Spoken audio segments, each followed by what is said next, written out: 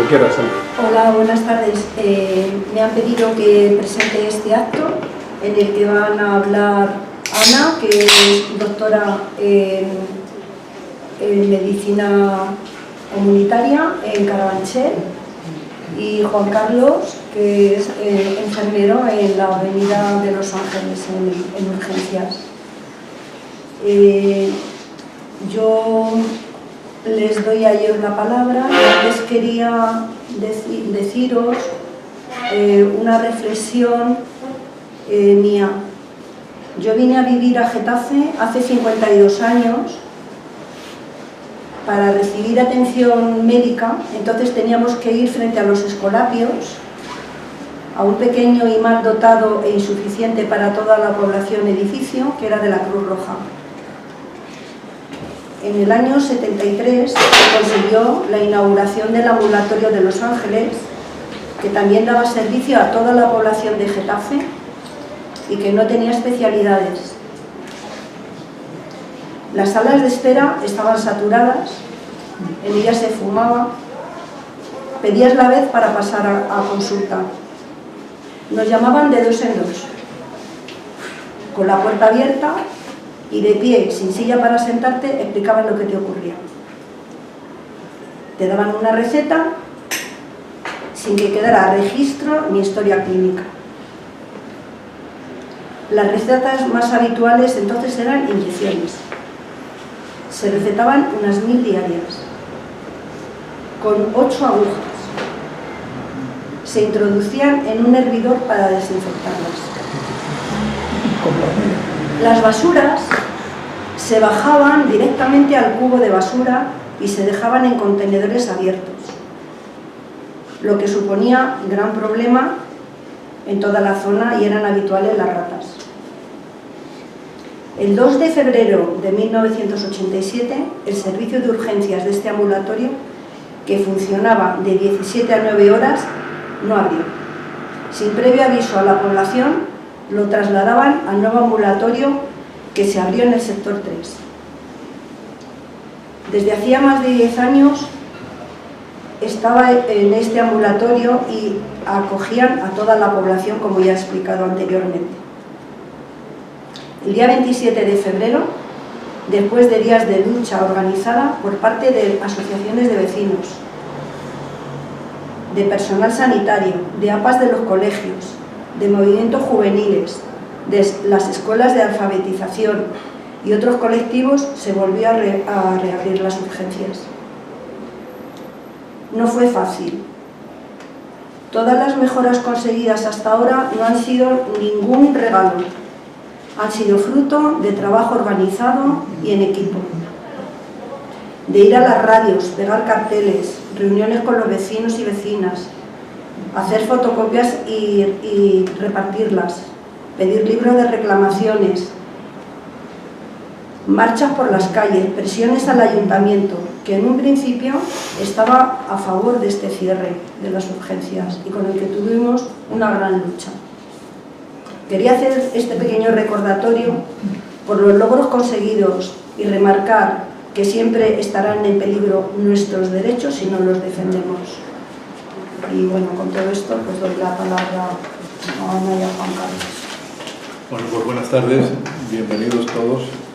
Yo efectivamente era enfermero de urgencias extrahospitalarias, pero ya me he jubilado y he estado en Los Ángeles y en 1000 sitios más, sobre todo en Madrid Sur.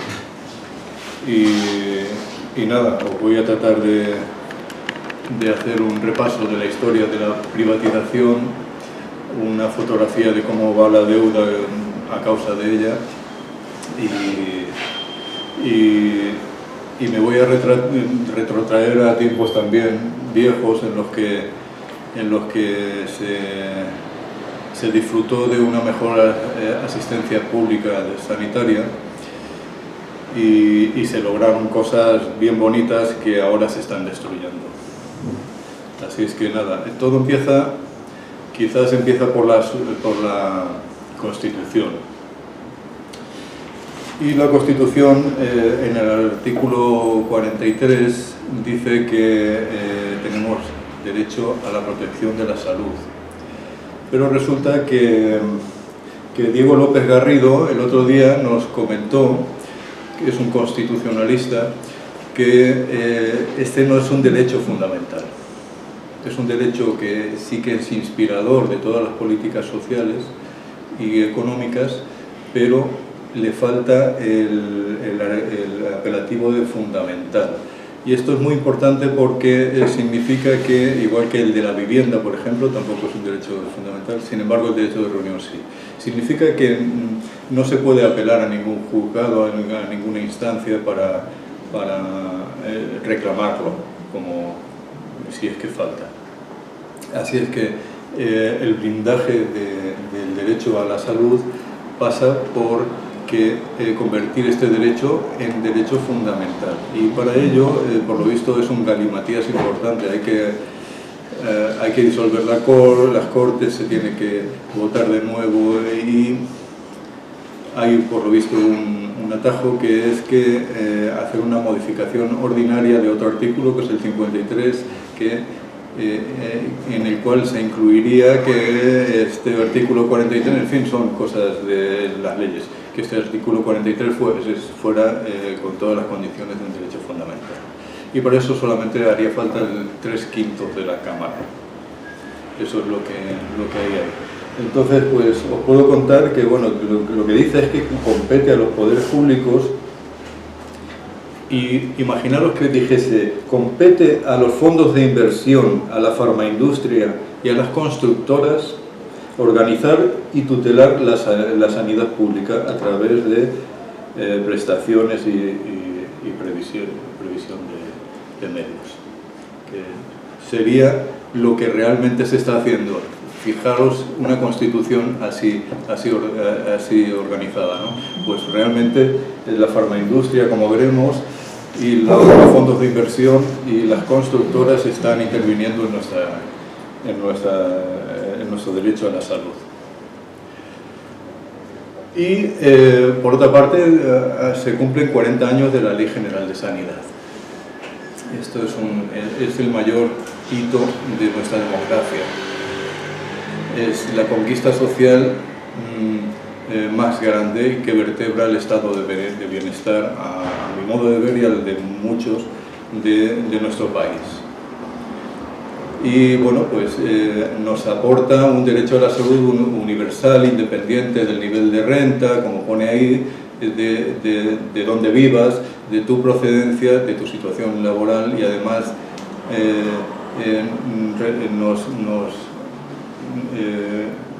nos concede cohesión, equidad, cohesión social, y evita que las familias pues se vayan a la bancarrota por la asistencia sanitaria.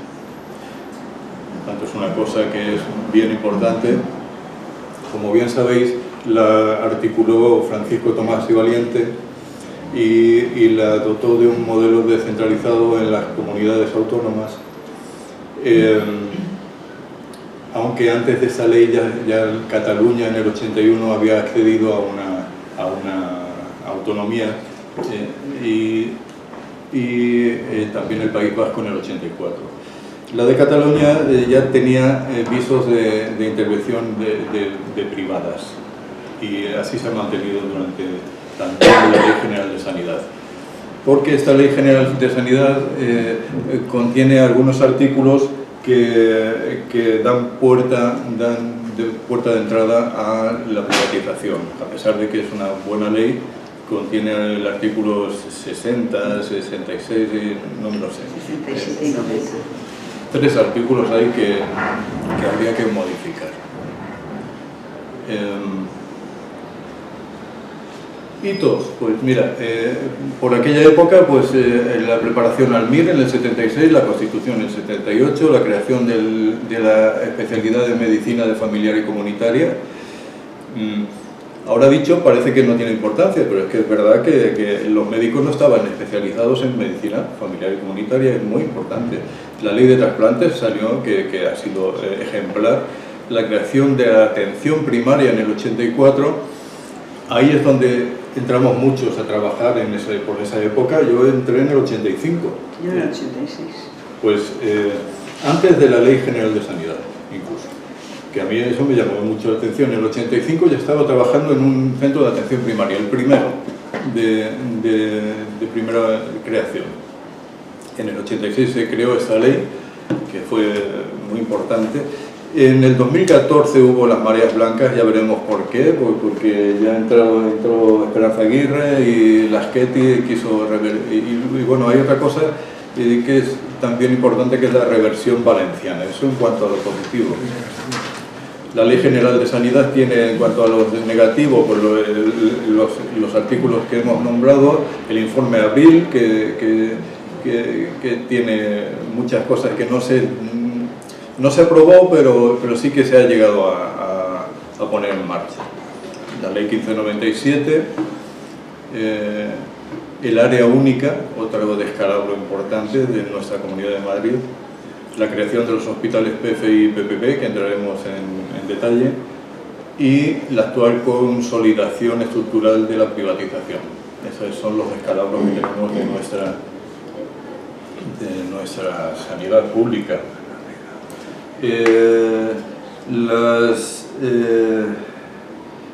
Bueno, pues en el 2003 accede Esperanza Aguirre, todos nos acordamos, a través del tamallazo. Es una especie de golpe de Estado que se dio por parte de las constructoras, sobre todo. Y esto dio origen a que bueno, pues hubo un tal Lamela, un consejero de Sanidad, que acabó imputado por prevaricación.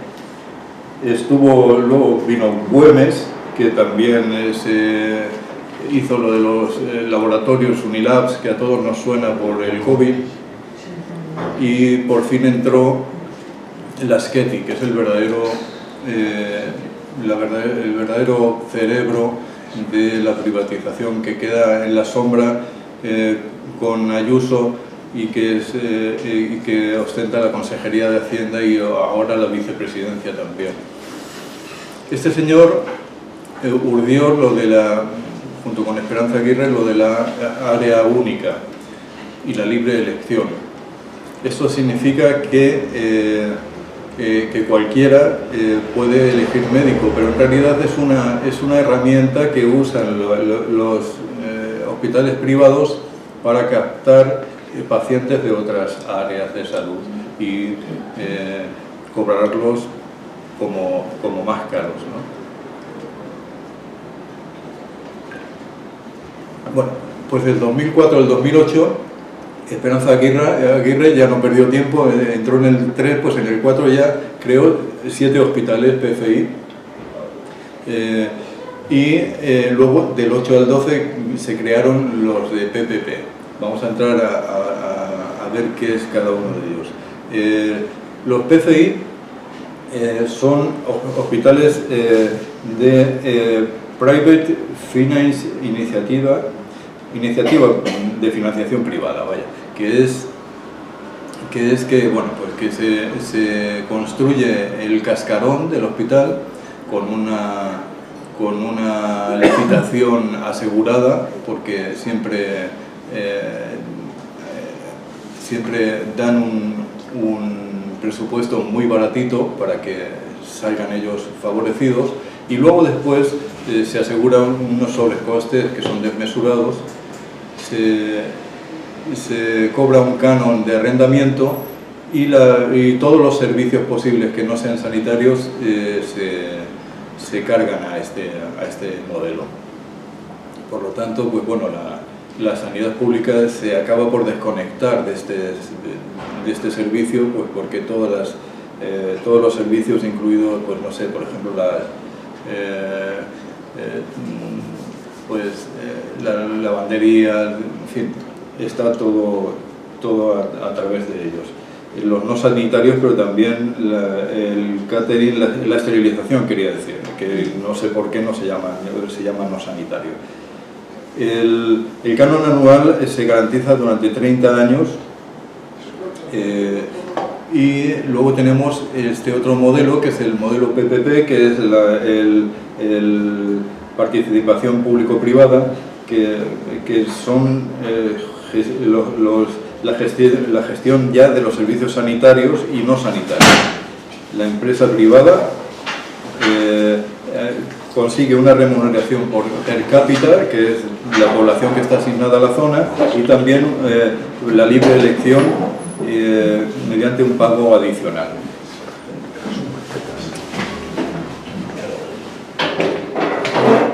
La deuda, entonces, empieza a ser una deuda que viene mediante los sobrecostes de la construcción, el cargo anual, el pago per cápita, la libre elección y los intereses. Los intereses es una cosa que le llaman el FLA, que es el fondo de no sé qué, autonómica. Bueno, este fondo lo que hace es que provee a las autonomías de liquidez, pero resulta que Esperanza Aguirre, desde que por pura chulería partidista, pues no ha querido nunca usar este FLA, y los intereses y nunca se ha hecho en la CAM, y los intereses comen a la Comunidad Autónoma de Madrid, de tal manera que en el 22 son 612 millones de intereses de demora.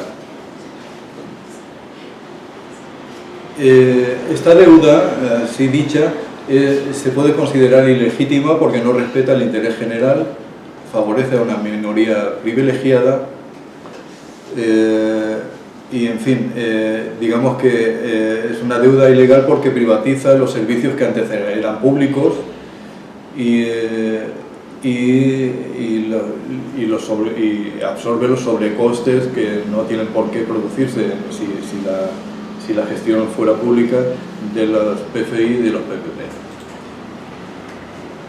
La construcción en los sobrecostes, pues bueno, para poneros un ejemplo, sería por ejemplo el hospital de Álvaro Conqueiro en Galicia, que estuvo licitado por 360 millones y acabó por construirse en 1.000 millones. Fijaos el sobrecoste. Y este lo hizo alguien que nos suena, que es Alberto Núñez Feijóo. Este señor venía con madera desde muy jovencito. El de Villalba, pues el sobrecoste es de 108 millones que obtuvo la licitación a 201 millones. La financiación per cápita, pues ya os he dicho que se produce por el gasto teórico en el servicio de salud de la población de zona del hospital. Mediante unas características sociodemográficas se calcula, pero está cobrado se use o no. De tal manera que el dinero se le adelanta siempre, es independiente por lo tanto del nivel de utilización y se negocia cada año. Los intereses. Ya os digo, fijaos en la gráfica como lo marrón es lo rojo. Lo rojo es el interés que se paga cada año por demora, que no tendría por qué ocurrir si se usasen el FLA este que os cuento.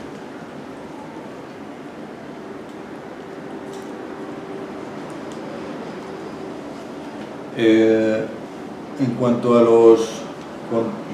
hay una cosa que es muy curiosa, que es que la Consejería de Sanidad se provee de electromedicina y de medicamentos mediante contratos menores. En 2024 fueron 1.000 millones de contratos menores.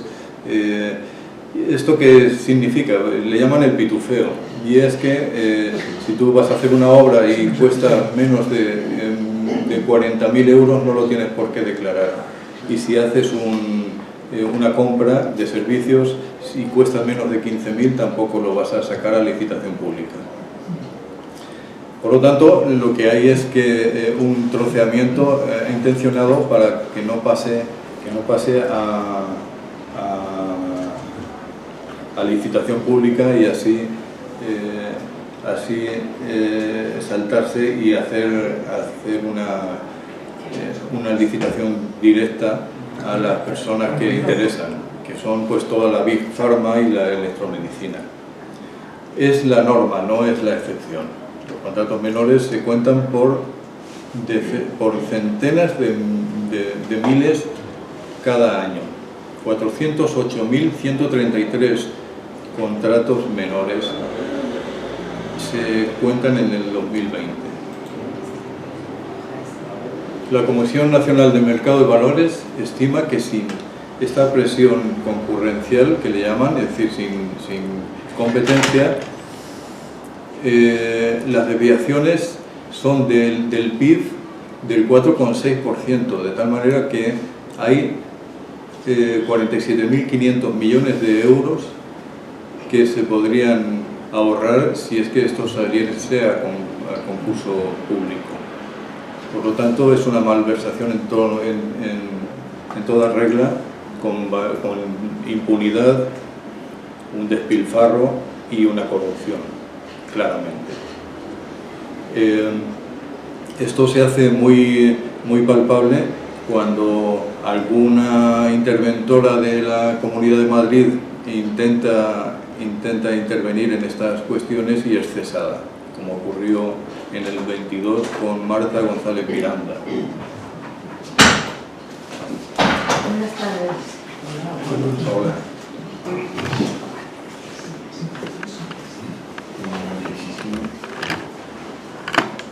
Sí. Así es que, bueno, si a los contratos menores le añadimos que la Big Pharma tiene un sobrecoste de estos millones y que además interviene en el conocimiento mediante la intervención en la formación de los profesionales médicos, en los seminarios y en muchos de los cursos, y que la investigación real se hace en realidad mediante una subvención pública, porque se hace a través de las universidades, y solo cuando esto ya tiene forma hay startups que completan esa investigación y que en última instancia la Big Pharma, los grandes laboratorios compran por fin estas mini empresas y por fin comercializan el producto, pues vemos que es un atraco a mano armada, aparte de la práctica de contratos menores, pues lo que existe pues un apaño de precio que viene desde Estados Unidos. La base del precio que se negocia viene impuesto desde Estados Unidos, y gracias a que se hace un pedido a través de la Comunidad Económica Europea grande, se consigue del orden del 10 o 15% o 20% menos en el precio de los medicamentos, pero aún así el sobrecoste es importante, porque ya os digo que es lo que los laboratorios dicen que tienen que sufragar la investigación, no es real, porque la investigación se hace a través de las universidades. Entonces, hay una guerra para evitar que haya servicios nacionales de farmacia. Solamente Rusia, Cuba y China los tienen, y durante el COVID se demostró que cada uno de ellos desarrolló su vacuna y estuvo perfectamente válida. Solamente Europa pagó a Pfizer, me parece que fue Pfizer, la vacuna, pagó una millonada pues por no tener un servicio nacional. Contaros que la Ley General de Sanidad, en uno de sus primeros borradores, contemplaba un Servicio Nacional de Farmacia aprovechando los laboratorios de IFAS, y luego no salió adelante. Bueno, pues con todos estos materiales, es decir, con las deudas de la privatización de todos estos hospitales a través de esos mecanismos, el pico de la deuda crece en 2020 justo con la pandemia, y es a partir de ahí cuando se empieza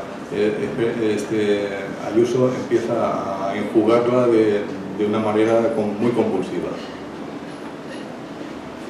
En el 22 los ajustes presupuestarios casi que duplican al presupuesto inicial, de tal manera que bueno, los pagos desde el 19 al 24 son de 5.900, como pone ahí, mientras que lo presupuestado, lo que sale en el BOCAM, son de 3.700.000. Por tanto, como veis, la deuda duplica el presupuesto. Estos son ejemplos de lo presupuestado y lo de las modificaciones presupuestarias en el 25. Liquidaciones de otros años, actualizaciones de la cápita, hasta incluso desde el año 15 van acumulándose las deudas y pues, los intereses de demora, etc. Este es un ejemplo en el año 25. En el 22 ocurrió una cosa muy curiosa, y es que en el portal de transparencia se pidió una información sobre el hospital de Villalba. Mandaron un PDF y se pedía información sobre la libre elección en el hospital de Villalba.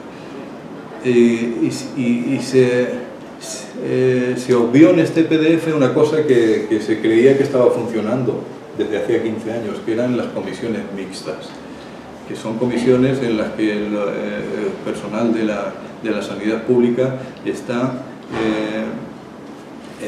incluidos para vigilar que la libre elección se hace de manera que sea legal. Bueno, pues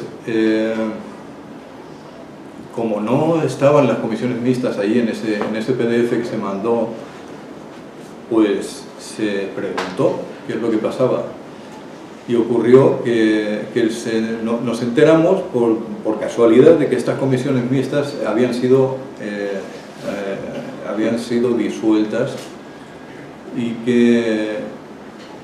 que se intentaba una externalización de estas auditorías por parte de una empresa que al final se consiguió por 5 millones de euros, que se llamaba Hill International, y que se le dio por 5 años.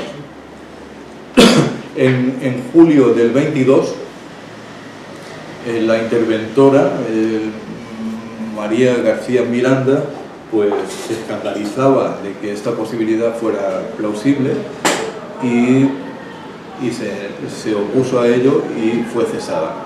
3 meses después fue cesada y se le dio el contrato a esta auditora, que forma parte de la órbita de Rivera Salud.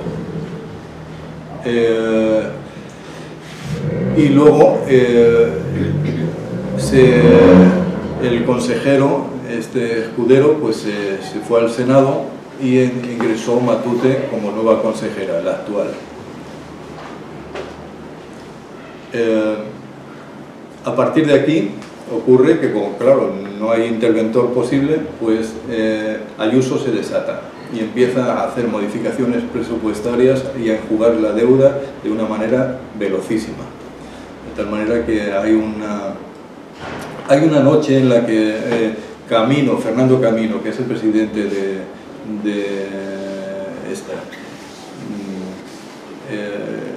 ¿cómo se llama? De Quirón. De Quirón. El presidente de Quirón Asistencia, no el hospital. Es un chaval joven, pues se fueron a comer junto con Ayuso en León, por lo visto, y allí apañaron todo. Este Camino, no sé si a mí no me sonaba, pero resulta que es el que apañó el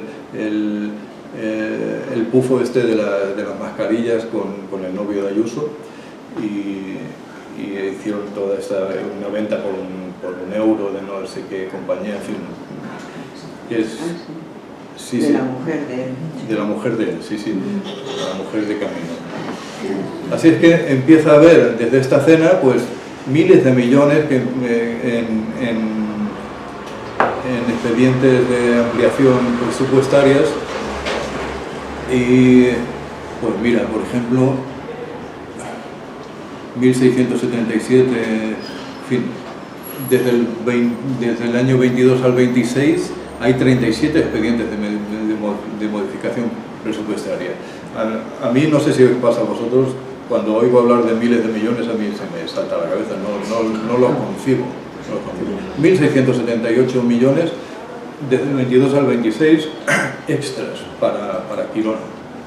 Aquí hay otros tantos, en el 26. Hay uno que llama mucho la atención. La Agencia Madrileña de Asistencia Social, el AMAS, es es la agencia que lleva las residencias de ancianos. Pues le detrajo 60 millones de euros a estas residencias, cuando recordemos que están comiendo por 6 euros, creo, 6 euros diarios, 60 millones a AMAS para pagar la deuda en el 22. Pero es que del plan de cuidados paliativos ha detraído 30 millones, no hace demasiado, en el 26 me parece que sí. Por lo tanto, hay múltiples ejemplos. Aquí pongo la fotografía de la ampliación presupuestaria, pero se lee y se ve perfectamente que es pues para pagar la asistencia, sobre todo de fuera de zona de los hospitales privados. La propia intervención general, este señor que han puesto después de que cesasen a la anterior interventora, pues se ha escandalizado de que los presupuestos que concede Ayuso a los hospitales privados no son suficientes y está empezando a acumular deuda la asistencia pública. Así es que le manda una cartita diciendo que por favor que corrija eso, porque si no va a ser un desastre la asistencia pública. ¿Y qué pasa con las listas de espera? Se supone que si se está jugando la deuda a esa velocidad será para que las listas de espera bajen. Es decir, la liquidación de la deuda tendría que tener un efecto en la curva de la lista de espera, y es todo lo contrario. Las listas de espera aumentan y la libre elección se fortalece. Y esto es muy fácil. Hay un círculo virtuoso, que es que hay una transferencia de recursos públicos a través de esos aumentos presupuestarios, que incrementa la capacidad para la atención de la demanda de la privada. Y por otra parte, como se detraen los presupuestos cada vez más, pues la pública se hace cada vez más débil y hay una fuga de pacientes mediante la libre elección a la privada. Y por otra parte, lo que hay también es un aumento en la contratación de seguros privados. Esto se consigue mediante la asfixia de la atención primaria y también la desvirtuación hasta límites horrorosos de las urgencias extrahospitalarias.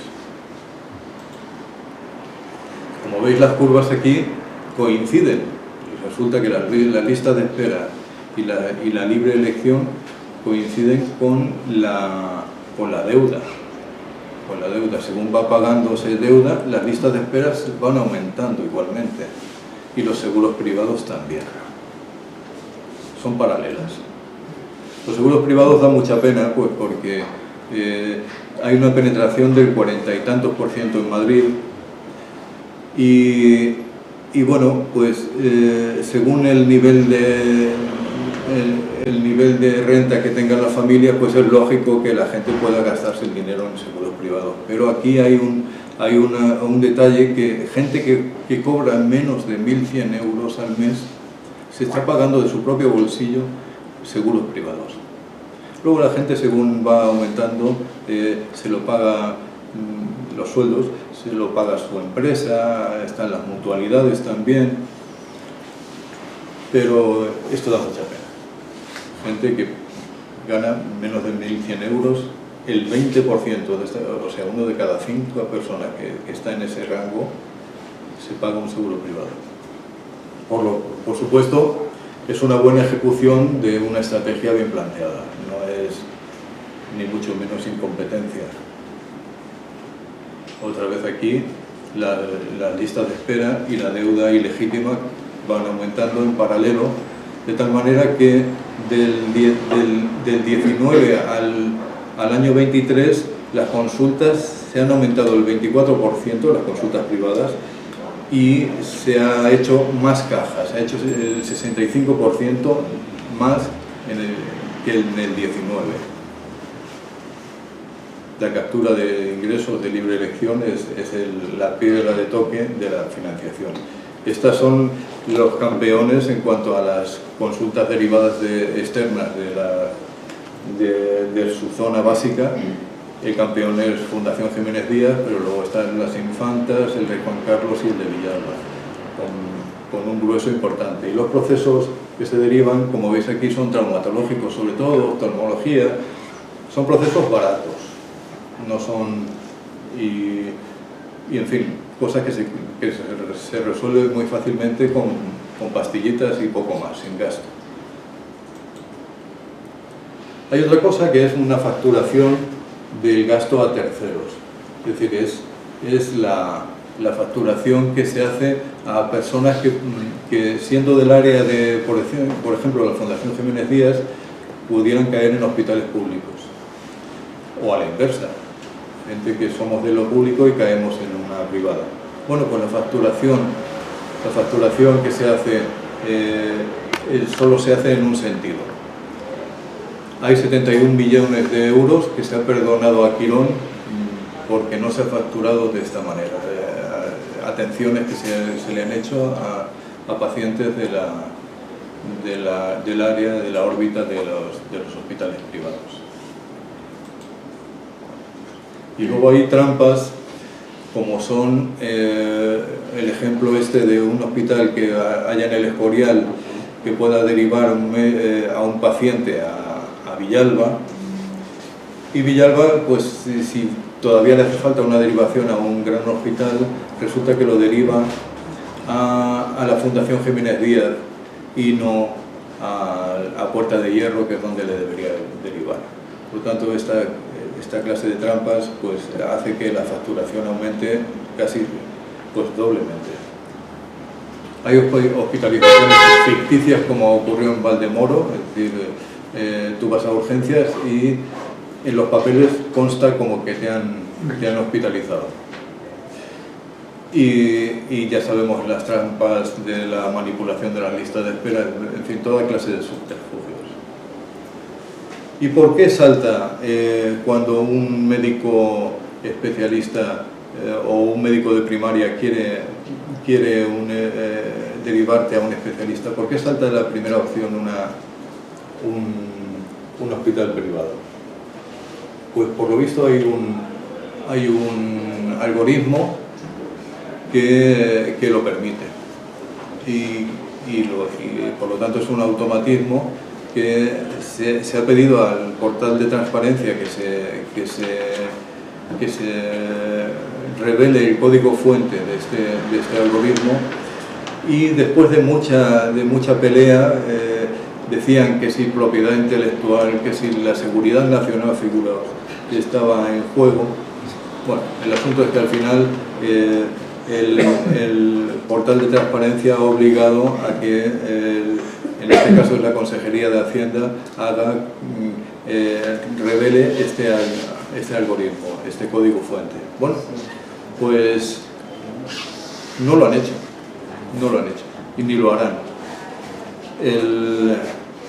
El interventor le ha escrito una carta a la persona que lo ha demandado y dice que sí, que es obligatorio que lo facilite, pero que este señor no tiene autoridad suficiente para obligar a la Comunidad de Madrid a hacerlo. Por lo tanto, es vía judicial como se tiene que hacer.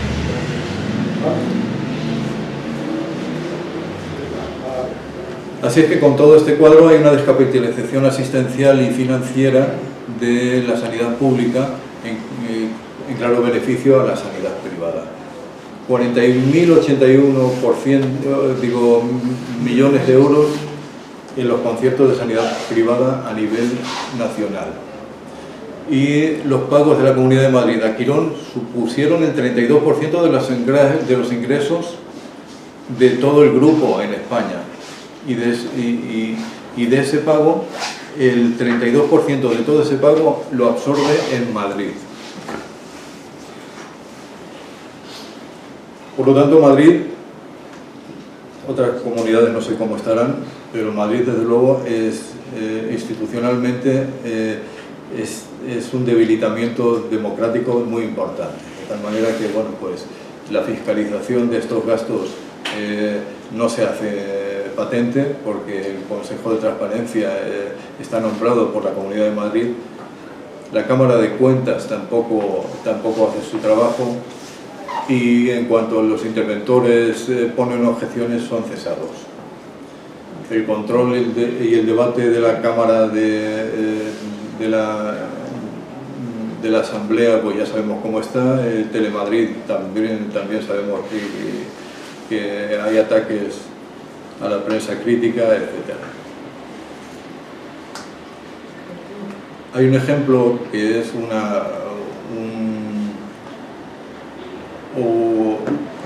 una demanda que ha puesto Audita Sanidad a la electromedicina, a dos grandes empresas por lo de los contratos,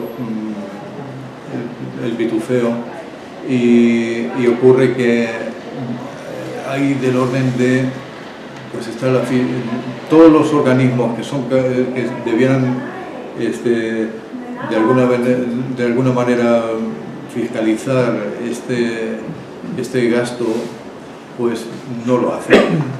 Está la Comisión Nacional del Mercado y la Competencia, está el Tribunal de Cuentas del Estado, el Defensor del Pueblo, la Comisión Nacional del Mercado, otra vez, en fin, la OIRESCON, la OCU, FACUA, todos ellos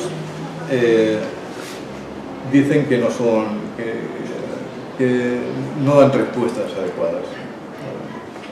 O bien les falta información, etc. Por lo tanto, pues el nivel democrático de la Comunidad de Madrid está muy en entredicho. Estos son los fondos buitre que participan en Quirón, BlackRock, etc. Y algunos canadienses, otros de Lux, etc. Entonces, lo que sí que se diluye mucho es la propiedad de los hospitales públicos que están intervenidos mediante la participación, de tal manera que cuando la propiedad de las constructoras se agota, se venden a estos fondos buitres y llega un momento en que desaparece el rastro de quiénes son los propietarios de los hospitales. Aquí tenemos a la consejera hablando de la sanidad, de la atención primaria en concreto. Hay aquí una gráfica que se ve como la atención primaria está descapitalizándose y se está haciendo una política extractiva a nivel hospitalario. En este vídeo, que no voy a poner por falta de tiempo, pues lo que hace es soltar mentira tras mentira y bueno, pues hay profesionales que la desmintimos en alguna rueda de prensa, pero da igual, porque la manipulación informativa es muy potente. Ha habido ahora mismo una oferta de MIR, de tal manera que solamente médicos de familiar y comunitaria, la oferta era de 139 y solamente se han quedado 49. Y pediatras no se ha quedado ninguno de toda la oferta. De tal manera que, en fin, las condiciones de trabajo son tan sumamente desastrosas que nadie quiere trabajar en nuestra comunidad con estas condiciones. En cuanto a los servicios de urgencias, pues ahí estuvieron 2 años cerrados y están trabajando ya del orden de 4 o para 5 años sin equipos completos. Se hizo una cuenta de cuáles son los habitantes que no tienen cobertura de urgencias de proximidad, y si contamos los 27 centros que solamente tienen enfermería y suman 3 millones y pico, y contamos que de los 51 centros restantes que sí que tendrían que tener médico, muchas veces se calcula que el 30% de las veces no hay médico. Si extraemos los habitantes que suponen ese 30%, serían otros 3 millones, de tal manera que sumamos 4.300.000 y pico personas de la Comunidad de Madrid que a diario, el 62%, no tienen cobertura de medicina extrahospitalaria. Una barbaridad. 41.000 millones de euros han sido transferidos a la medicina privada en España. 7.000 y pico llevan 6.600 en Madrid. Luego, no se sabe bien cuántas víctimas de la privatización puede haber por mortalidad de las listas de espera y las muertes en zonas rurales, pero debe haberlas. Esto no está bien estudiado. Las últimas ocurrencias van a ser la implantación ya te lo adelanto, de inteligencia artificial en las consultas después del verano.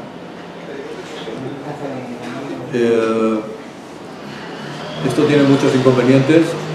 Uno de ellos es que la inteligencia artificial tiene alucinaciones y por lo tanto no aseguramos en absoluto que la información médica esté bien tratada. Además, la confidencialidad se puede resentir bastante. Las consultas no presenciales en centros privados están creciendo muchísimo, sobre todo las primeras consultas. Se hacen vía telefónica, incluso desde países extranjeros.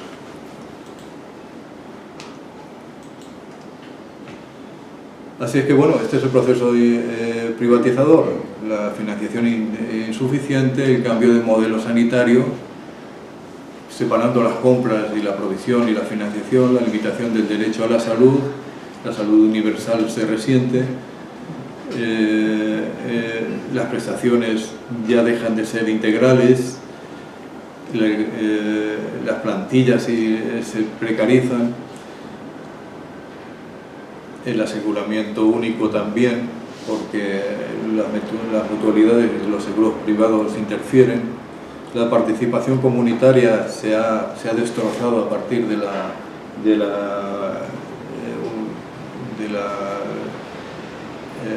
área única, el planteamiento del área única, y desde luego hay un desprestigio del sector público que tratamos de luchar contra él sobre todo. Las propuestas, pues todas estas: participación ciudadana directa, mediante la recuperación. Ana nos va a hablar de la recuperación de la participación comunitaria, la ley Omnibus, los salarios dignos, la lucha contra la deuda ilegítima, y todas estas que veis. En cuanto a la derogación, pues eso, la de la ley 1597, los artículos de la Ley General de Sanidad y el artículo aquel 135 que primaba el pago de deuda por encima de los derechos sociales de las personas. Y por mí yo creo que ya está.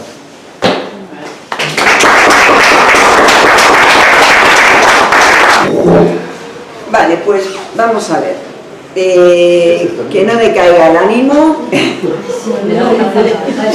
que para lo que estamos aquí es para ver caminos y hendiduras por donde seguir caminando. Y yo voy a hablar de participación comunitaria. Efectivamente, como ha comentado Juan Carlos, Esperanza Aguirre ya se ocupó de cargarse todo lo que había, consejos de salud y tal, pero bueno, la participación comunitaria es simplemente el proceso por el que las personas que viven en una zona son capaces de organizarse para defender sus intereses, ¿vale? Entonces, lo que he hecho es dividir en dos partes, básicamente. Por una parte, ver desde las leyes qué leyes nos pueden dar una base para poder exigir nuestro derecho en participar en la gestión de nuestro servicio sanitario, y por otra parte sería ya desde las instituciones sanitarias. En cuanto a las leyes, he hecho más o menos de forma cronológica. Como veis, no todos son leyes, porque por ejemplo empezamos con 1948, que es la Declaración Universal de los Derechos Humanos. Todas y todos sabemos más o menos a qué se refieren estos derechos, pero lo que no sabemos seguramente es que tenemos la ciudadanía la obligación de participar en todo lo que se refiere a nuestra comunidad, porque es el único lugar donde desarrollamos de una forma plena y completa la personalidad. En 1948 también la Organización Mundial de la Salud. Fijaos, aquí junto con las Naciones Unidas es la primera vez que se habla del concepto de salud, y no como ausencia de enfermedad. Hablamos de salud como ese bienestar físico, psíquico y social que solo conseguimos cuando tenemos cubiertas todas las necesidades básicas. También se habla de participación. En 1978, la Conferencia de Alma-Ata para la Atención Primaria, esta conferencia que fue una reunión internacional, Alma-Ata es lo que ahora es Kazajistán, se reunieron 139 países, 67 comisiones internacionales. Aquí se sentaron las bases de lo que debe ser la atención primaria, y se habló del enfoque biopsicosocial tan importante desde nuestra atención primaria, y tan difícil también por la falta de tiempo. También aquí se habló de la necesidad de participación comunitaria. 1978, la Constitución. Juan Carlos ha hablado del 43, pero yo hablo de los 3 artículos en los que se habla de participación comunitaria. Yo solo me estoy centrando en participación, ¿vale? Y en estos 3 se dice que corresponde a las entidades públicas la responsabilidad de facilitar la participación comunitaria. En 1986, la Ley General de Sanidad, y aquí hay varios artículos. El 57 dice que las áreas de salud contarán con el Consejo de Salud del área, el Consejo de Dirección y el gerente del área. En el artículo 58, los consejos de salud de área son órganos colegiados constituidos por representación ciudadana, al menos el 50%, más otro tipo de organizaciones, pero que tengamos en cuenta que tenemos derecho a estar ahí, ¿vale? Y en el 64, fijaos lo que dice el 64, el centro de salud, que es donde yo trabajo, servirá como centro de reunión entre la comunidad y los profesionales. Es importante. La Carta de Ottawa. Bueno, aquí, básicamente en Canadá, lo que dijeron es que la salud se crea y se destruye en todos los sectores sociales. Y esto lo estamos viendo, los sectores sociales, cómo está la vivienda. O sea que no solamente los servicios sanitarios los que influyen en nuestro sistema de salud, ¿no? en nuestra salud.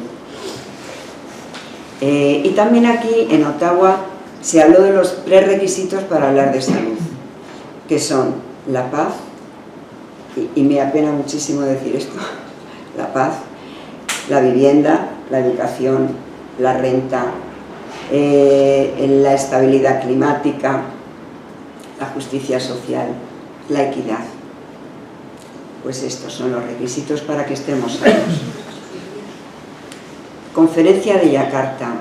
Aquí, sobre todo, hablaban de promoción de salud y se habló de que la pobreza es la mayor amenaza de nuestra salud. También se dijo que la promoción de salud debe hacerse por y con la ciudadanía, no debe ser impuesta. Y empezamos ya con las leyes autonómicas. En todas las autonomías hay leyes de participación comunitaria. En unas están en forma de buen gobierno y en otras están como ley de transparencia y participación comunitaria. En el 2001 se hizo la ley de ordenación sanitaria de la Comunidad de Madrid. Y la verdad es que esta ley tenía cosas interesantes, muy interesantes. Se habla de participación sanitaria como indispensable en la gestión sanitaria. La ciudadanía debe participar en la decisión sobre las prioridades sanitarias. Fijad lo que dice, ¿eh? Y la valoración interna y externa de los servicios sanitarios debe efectuarse escuchando a profesionales y pacientes. En el artículo 41 se habla de la creación del Consejo de Salud como órgano de participación comunitaria. Del 41 al 47 todo era constitución del Consejo de Salud, cuál era su estructura, su forma de funcionamiento.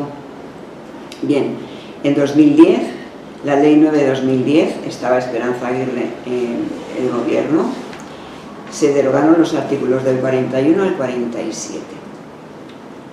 En el 2017, la Ley de Buen Gobierno y Profesionalización de la Gestión de los Centros y Organizaciones Sanitarias. Tiene un artículo, el 17, que dice: los consejos territoriales de salud son órganos de participación y coordinación de la gestión sanitaria y sociosanitaria. El objetivo es hacer llegar a la dirección gerencia, tanto de primaria como de hospitales, las expectativas, necesidades y propuestas de la población asignada, o sea, las nuestras, ¿vale? En su comisión de coordinación solo participa la administración. Tiene dos formas: una es la comisión de coordinación, que eso es solamente organizado y llevado a cabo por la administración, pero tiene el pleno y ahí sí que hay representación civil. Hay 2 representantes sindicales, 2 de organizaciones empresariales, 2 del movimiento vecinal, y ahí estamos, designados por la FRAM, y 2 de organizaciones de pacientes. En el 19 es la Ley de Transparencia y Participación de la Comunidad de Madrid. Habla sobre el impulso y fomento de la participación y colaboración ciudadana mediante los instrumentos específicos, que son las consultas públicas, los foros de consulta, los paneles ciudadanos y los grupos colaborativos. La verdad es que esto es la administración la que se lo come, se lo guisa y se lo... Pero bueno, yo he ido buscando por dónde horadar, y dentro de las iniciativas reglamentarias tratan sobre materias que afectan a nuestros derechos e intereses legítimos. Y las propuestas deberán contener un texto bien elaborado, con una memoria justificativa, y deberán estar respaldadas por las firmas de 10.000 personas. O sea, lo que estoy diciendo es que esto lo dejo ahí, porque lo mismo una iniciativa reglamentaria, bueno, yo que sí. O sea, que busquemos vías. Yo además me imagino recogiendo las 10.000 firmas de personas, y eso también es agitar y es implicar, en fin. En 2023 el decreto sobre el Consejo de Gobierno y dice que corresponde a la Dirección General de Humanización, Atención y Seguridad del Paciente lo siguiente: la promoción, desarrollo y despliegue de procedimientos que garanticen la comunicación, relación, interlocución y mediación de los ciudadanos en todos los centros sanitarios del Servicio Madrileño de Salud. Ahí estamos también, o deberíamos estar. La promoción de la participación de los pacientes como eje fundamental del sistema sanitario a través de las asociaciones de pacientes. Yo estoy viendo últimamente mucho esto de las asociaciones de pacientes y le están dando como mucho poder. Y esto también lo dejo ahí. No sé si puede ser porque sean más manipulables, no lo sé. Y ya por último, la gestión, supervisión y análisis de las sugerencias, quejas y reclamaciones de los ciudadanos. Aquí aprovecho para deciros, desde vecinas y vecinos llevamos entregadas 36.000 reclamaciones en papel en los registros correspondientes, que desde ahí se dirigen a la Consejería de Sanidad y a la Dirección General de Humanización, y de las 36.000 reclamaciones, que por cierto el lunes que viene volvemos a hacer ya la 7ª entrega y van a ser unas 7.000 más. Bueno, respuestas hemos conseguido 0. Ni una. Sí, una regañera importante del director. Bueno, sí, quiero decir, no hay ni una contestación. Y ahora ya pasó, el anterior era el marco legal, y ahora desde nuestras instituciones sanitarias. Empiezo por el Ministerio de Sanidad, que nos afecta a todas las comunidades, y hay un plan de acción de atención primaria y comunitaria que es entre el 2025 y el 27, estamos justo ahí. Entonces, hablando de la salud comunitaria, dice que hay una serie de acciones que son: la primera, implementar, visibilizar y evaluar las estrategias de salud comunitaria a nivel de todas las comunidades. La segunda es formar a los profesionales de atención primaria en los 3 niveles de orientación comunitaria. Estos 3 niveles son: el primero, la atención individual y familiar, es decir, lo que hacemos normalmente en las consultas, pero claro, dando una importancia especial a las relaciones familiares, a los entornos y determinantes sociales. El nivel 2 es la educación para la salud grupal, que esto seguro que todos conocéis y seguro que habéis participado. Son los trabajos en grupo desde los centros de salud. Ahí trabajamos sobre la causa de las causas y buscamos el fortalecimiento de los recursos personales a través de la acción grupal, que es bastante potente. Son los talleres de dejar de fumar, diabetes, quiero decir. Bueno, otra posibilidad también que hacemos es salir a algunos colegios o institutos para dar charlas sobre lo que nos puedan pedir allí. Y ya el nivel 3, que sería realmente a lo que podríamos hablar participación comunitaria, es el nivel colectivo. Se trabaja con entidades y agentes del territorio local y entonces algún profesional va como representación del grupo en la acción comunitaria. La tercera acción sería actualizar los servicios de acción comunitaria en las carteras de servicio autonómicas. Esto es desde el Ministerio, para que lo entendamos, obligar a que todas las comunidades en su cartera de servicio, es decir, esto es como un catálogo de prestaciones que tenemos en los centros de salud, esté incluida la participación comunitaria. Es decir, estamos obligados en nuestros centros de salud a trabajar con la ciudadanía, ¿vale? La cuarta son herramientas de recomendación de activos para la salud en la historia clínica, y esto es muy interesante. Activos en salud es cualquier factor o recurso que mejora la capacidad de las personas, comunidades y o instituciones para mantener y conservar la salud y el bienestar. ¿Qué son los activos en salud para que lo entendamos? Pues efectivamente, ¿qué tenemos en este distrito que puede ayudarnos a mejorar nuestra salud? Aquí incluimos bibliotecas, centros sociales, como este espacio, que es un activo en salud, los centros municipales de salud, los centros de igualdad, es decir, ¿qué importancia tiene esto? Es que es importante que veamos, yo por ejemplo en la consulta, en algunas ocasiones, viene alguna paciente con una sintomatología determinada y al final veo que está sufriendo maltrato, violencia de género, por ejemplo. Pues en lugar de darle, si no es absolutamente necesario, un antidepresivo, en lo que tarda muy poco tiempo, pues lo interesante es poder trabajar con ella y aconsejarla que acuda a un centro de igualdad, por ejemplo, o a una persona anciana que vive sola, poderle comentar que en los centros municipales de salud hay talleres de soledad no deseada. Es decir, son los recursos no farmacológicos que pueden ser interesantísimos porque se crean redes, y esto es lo que tenemos que trabajar los vínculos, porque la falta de vínculos nos enferma.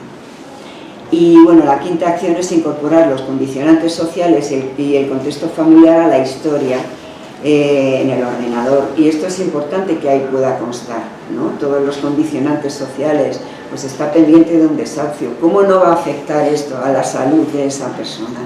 Está tan obvio. Entonces, bueno, en mayo del 2025 la actualización de cartera de servicios comunes del Sistema Nacional de Salud. Esta es la orden y dice: participación de los profesionales de atención primaria en los consejos de salud y o comisiones de salud comunitaria en la zona básica de salud, ojo, y creación de dichas estructuras en el caso de que no existan. Esto es importante, porque esto nos da pie a que podamos intentar crear algo que puede llamarse Consejo de Salud, puede llamarse como queramos llamarlo, donde puedan estar representados profesionales, ciudadanía y fuerzas vivas de la comunidad. Yo recuerdo hace mucho, yo trabajé 20 años en Usera, ahí yo estaba en el Consejo de Salud y estábamos, además de profesionales y asociaciones vecinales y sindicatos profesionales, y es que había muchísima gente, y ahí lo que hace realmente es ver las necesidades reales del distrito y exigir, priorizar en la gestión de esas necesidades, ¿vale? Coordinación con otros sectores como es la ciudadanía. En la Comunidad de Madrid la estrategia de la salud comunitaria comenzó en el 2022 y en el 2025, como os he comentado, por orden del Ministerio de Sanidad, no porque les apeteciera mucho, se actualiza la cartera de servicios y se entiende por... Esto es otra, o sea, intervenciones comunitarias hay muchísimas. Yo he ido buscando algo que nos pueda ayudar a entrar como troyanos en el sistema sanitario. Intervención comunitaria de reorientación de servicios es aquella que es estable en el tiempo, o sea, podemos intentar iniciar una acción comunitaria que va a ser estable, que se desarrolla en distintos grupos de la comunidad, dirigida a influir en la organización de los servicios con el fin de mejorar la gestión de los recursos para abordar problemas de salud en diferentes ámbitos. Entonces, bueno, simplemente esto es una posibilidad, pues crear mesas ciudadanas o intentar crear espacios similares a los consejos de salud. Bueno, aquí nos sale la imagen del activismo social. Es que yo aquí reconozco a compañeras, compañeros que nos agotamos muchísimo con el tema del activismo y creo que es necesario. Hay un filósofo coreano, Byung-Chul Han, este hombre ha escrito muchos libros, hay uno que se llama La sociedad del cansancio, en el que explica claramente qué equivocados estamos cuando pensamos que nos estamos autorrealizando al autoexplotarnos. Es muy interesante y hay una frase en ese libro que me impactó y es: el activismo sin contemplación es solo ruido. Y creo que muchas veces estamos ya desgañitados de tanto grito y tanto ruido, y es muy interesante, yo por lo menos creo que es muy interesante que seamos capaces de sentarnos, escucharnos, respirarnos y organizarnos. Aquí había una imagen, pero ya para finalizar querría hablar de un mensaje de una psiquiatra palestina. Me encanta que esté aquí esta bandera, porque creo que en este momento nuestro referente de resiliencia mayor es el pueblo palestino, que simplemente con el hecho de sobrevivir ya está haciendo un gesto de resistencia. Esta mujer se llama Sama Jabbar, y esta mujer, que es psiquiatra, psicoterapeuta y escritora, además de hablar de la importancia de los vínculos, nos lanza un mensaje. No está la imagen, pero bueno, está una bandera de Palestina que está ahí detrás, y esta mujer dice: uno se cuida a sí mismo cuando cuida de la comunidad. Muchas gracias.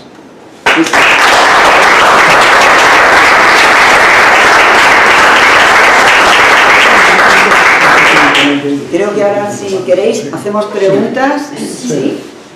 ¿A día de hoy hay asociaciones de pacientes en Madrid? Sí. Asociaciones de pacientes, sí. Lo que pasa es que es el tema de las asociaciones de pacientes, es respecto a una enfermedad determinada normalmente. Asociación de fibromialgia, vale. asociación, ¿sabes? Me refería más por centros de salud o por distritos. No. De eso no existe. Eso se refiere a lo que te digo, enfermedades determinadas donde... Y yo creo que están un poco dirigidas. Esta es mi opinión, ¿eh? O sea, a mí me parece que tenemos que conseguir organizarnos como ciudadanía, que es lo que somos, ¿no? O sea, tenemos que, con la base legal que tenemos, con los derechos que nos otorgan estas leyes y que nos otorgan nuestras instituciones sanitarias, entrar y exigir participar en la gestión. Hay una orden ministerial de 17 de abril en la que se crea una mesa de participación de los pacientes, que está adscrita a la Secretaría de Estado de Sanidad. Pero lo que dicen las organizaciones de pacientes están muy mediatizadas, sobre todo por la farmaindustria, que casi siempre las financia la farmaindustria y las dirige hacia consumos determinados. Entonces, es verdad que asociaciones de pacientes hay y esta orden ministerial las quiere regular, pero no se habla de ciudadanía, se habla de pacientes y no es correcto eso. La ciudadanía es la que tiene que participar dentro de su zona básica de salud y demandar cuáles son las necesidades de salud que se tienen. Hacia ahí va enfocada un poco más mi pregunta, ¿no? Para saber si en los centros de salud había ya algún tipo de pues no sé, de asociaciones de pacientes, o no existe ninguna en Madrid. Que yo sepa, no. Los centros de salud, aunque en la cartera de servicios, y hay una comisión de participación, pero es educación para la salud y participación comunitaria, es como un apéndice. Entonces, de educación para la salud se hacen muchas cosas, eso sí que es verdad, pero de participación comunitaria no tanto, y es lo que creo. O sea, el tema, nosotros salimos muchas veces a los centros escolares, o entra la ciudadanía, pero es de una forma como muy dirigida. ¿Qué hablamos? ¿De abandono del tabaco? O sea, no, es que lo que yo propongo es otra cosa. Es qué necesitamos en este distrito, qué centros de salud tenemos, y hablar con los directores, pedir poder organizarnos. Estamos en el mismo barco y el barco se hunde, ¿eh? Para un lado y para el otro también, porque la verdad es que las condiciones laborales que tenemos dentro pues no permiten trabajar en condiciones dignas, con lo cual tampoco a la ciudadanía la atención que le llega es muy digna. Hay un ejemplo aquí en Getafe precisamente, muy bonito, de participación comunitaria, pero efectivamente no es exactamente a lo que Ana se refiere, que es empoderar a la ciudadanía en la gestión de sus propios recursos sanitarios y de su propio diagnóstico de salud. Pero bueno, no te lo he contado, pero es una cosa bien bonita porque se llama Medicarte, que es imbricar los recursos artísticos que se tienen en la ciudad con la receta del médico. El médico va y receta pues clases de dibujo, por ejemplo, o de danza, en situaciones Ahora que determinadas. viene voy a colaborar en ese proyecto. ¿Verdad? Es precioso. Sí, hay uno que es de pintura, hay otro que es de cultura con papel, Sí. y el que yo voy a hacer va a ser de cerámica. A De través biodanza los también centros, hay. Sí, centro de salud, salud mental y el ayuntamiento. y los centros cívicos. ¿Y de qué manera vas a colaborar? ¿Qué vas a hacer? Aquí también es un taller. Vas a hacer un taller con Sí, claro. Sí, estupendamente, sí señor. Yo quería hacer también alguna reflexión después de vuestras intervenciones. Yo creo que en primer lugar es importante que se convoque este tipo de actos, porque estamos acostumbrados a reunirnos cada 15 días en concentración y como que es más difícil el debate y el trasladar información, como bien se ha hecho ahora. Se requiere, yo creo, un tiempo necesario para que, digamos, estemos armados con datos, con razones, de cara a cuando nos movilizamos y cuando queremos organizar en los barrios la movilización, ¿no? Por lo tanto, además, yo creo que en alguna ocasión en la plaza lo planteamos. Tenemos que hacer como los compañeros de Parla que hicieron un acto también, tenemos que hacerlo en Getafe también, ¿no? Porque yo creo que es necesario para entender cosas de cuál es el proceso de privatización. Yo creo que esos datos nos arman porque tanto en sanidad como en pensiones el capital financiero está al loro, quiere hincarle el diente lo más grande posible porque ahí están sus beneficios y a eso se dedican, ¿no? Le da igual la salud, para ellos somos clientes y no pacientes, etc. Por lo tanto, es importante, ¿no?, conocer ese proceso y cómo en la Comunidad de Madrid ha habido otros ejemplos, como ocurrió en Valencia, que también fueron punta de lanza en la privatización. Parece que hubo alguna reversión, que creo que se hizo referencia en la exposición, y bueno, y todos esos cambios de reversión pues se debe, y lo que podamos ganar y trabajar en defensa de la sanidad va a ser en función de cómo nos movilicemos. Eso yo creo que los únicos que pueden parar esa privatización son los ciudadanos, los trabajadores y trabajadoras, y las organizaciones que dicen defender la sanidad, ¿no? Por lo tanto, yo creo que esa unidad es necesaria para mantener los servicios públicos.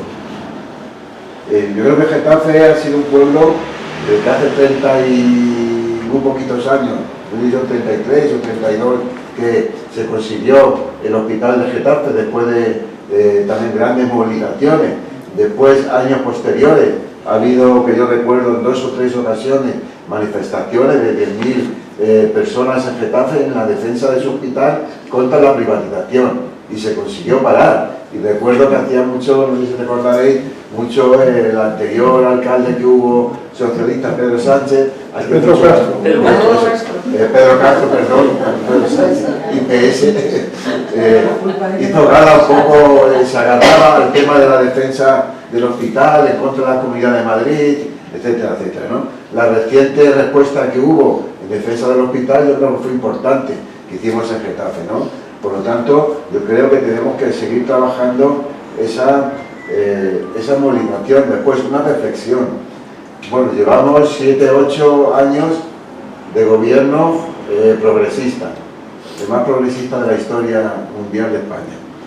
Y entonces, yo creo que hay cosas que no se han resuelto. Y yo creo que los que defienden, los que dicen que es un gobierno que merece la pena defenderle, si hubieran realmente defendido las reivindicaciones tanto en sanidad como en otras cuestiones, temas de libertades en un momento dado, el tema de la derogación de la ley Mordaza, yo creo que el papel que tienen muchas veces estas organizaciones que dicen defender la sanidad y no lo hacen, es como el papel, como la fotografía de Sara Hernández en la movilización del hospital, con el cartel de derogación de la ley 15/97, y sin embargo no seas consecuente, ¿no?, con esa posición, ¿no? Y nada, yo creo que, hombre, es muy importante. Yo creo que para los vecinos y vecinas normales, a los que necesitamos y de nuestra militancia por la sanidad o por las pensiones o por cualquier otra cosa, el contexto este de participación comunitaria es un poco complicado, yo nunca lo había oído. Y llevo 40 años o 50 años peleándome en las calles, digamos, ¿no? porque claro, es un tema más institucional, digamos, que en la que podemos participar en esos consejos de la salud como organizaciones, pero organizaciones, digamos, institucionales. No todos los vecinos y vecinas, yo creo que tenerse que chupar, por ejemplo, un consejo de salud con el de Vox y con el de no sé quién, y con el de no sé cuánto, tiene que ser jodido, ¿no? Por lo tanto, yo preferiría reunirme con los vecinos como hacemos en las plazas y desde ahí armar la movilización. Pero hay que aprovechar si se puede aprovechar eso, pero no estamos educados para participar en esa cuestión así en los barrios, ¿no? Porque ese papel lo ocupan los partidos, los sindicatos, etcétera, etcétera. Y ahí, pues de alguna manera, se cortacircuita un poquito la cuestión, pero bueno, pues si hay... es evidente que yo, un ejemplo, cuando preparábamos la manifestación del 31 y, digamos, entramos en el centro de salud de aquí al lado, que está a 100 metros, ¿no? Los trabajadores en un principio miraban así y después se hizo una pequeña asamblea delante de ellos y decían que sí y que tenemos razón. Y recientemente han protestado ellos por no sé qué movida que les han hecho en el centro de salud. Esa unidad de trabajadores que defienden los servicios públicos, pero también sus condiciones laborales y que los vecinos tengan una mejor atención, yo creo que es fácil de provocar, ¿no? En los barrios. Cómo defienden el centro de salud, en las Margaritas, en el Hercial, en no sé qué. Cuando vas allí, en esas condiciones. Entrar en diálogo con los trabajadores es fácil, ¿no? No en plan, sois no sé qué, tal, sino se puede hacer entre todos los vecinos, la asociación de vecinos y tal, para mejorar las condiciones del centro de salud. Levantar una tabla reivindicativa. Bueno, esto ha funcionado hace muchos años. Yo te digo, en Usera estoy hablando, pues mira, llevo 20 en Carabanchel, o sea que estoy hablando de hace 30 años, cuando yo estaba en el Consejo de Salud de Usera, y funcionaba bien, pero no interesaba a la Comunidad de Madrid que esto funcionara, porque es una forma de organizarnos. Todos los espacios públicos los están intentando cerrar, si os dais cuenta, ¿no? Pues es una suerte tener cosas como este espacio, es una maravilla. La única opción que tenemos es organizarnos, pero que esto ha funcionado y que según las leyes tenemos derecho a gestionar. Entonces, el tema es que seamos capaces de reinventarlo, ¿vale? Me gustaría que repitieras el nombre de este hombre coreano de... Es que se escribe, te lo deletreo. Se lo paso yo. Te lo tienes tú, es Byung Chul Han. Es muy interesante, sí. Pues el otro día... ¿Y el libro, perdón? El libro es La Sociedad del Cansancio. Bueno, tiene muchos, pero a mí ese me parece interesante. El otro día estuvimos escuchando al presidente de la Federación de Asociaciones de Vecinos de Valencia, que allí sí funcionan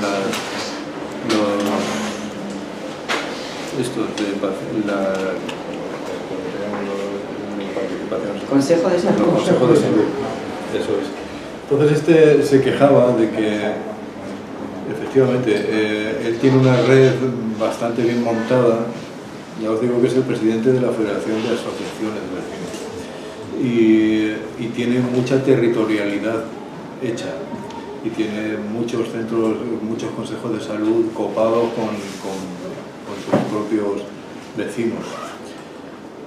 Y todo tiene su más y su menos, porque estos consejos de salud, cuando acuden a ellos, pues no les facilitan la información previamente, de tal manera que les llueve la información de todo lo que se va a tratar en el mismo momento. Los horarios no les facilitan la asistencia de las personas que trabajan a que acudan a los consejos de salud, etcétera. Sí, que tienen sus cosas, pero desde luego en otras comunidades están funcionando estos consejos de salud. Eso os iba a decir que depende en principio de la gerencia, pero a nivel, o sea, lo que hablaban en Valencia es que no eran efectivos a pleno rendimiento porque en las grandes alturas se frenaba con estos inconvenientes, ¿no? Sí. No dejaban tiempo para poder estudiar los planes, etc. pero a nivel local, a nivel de área,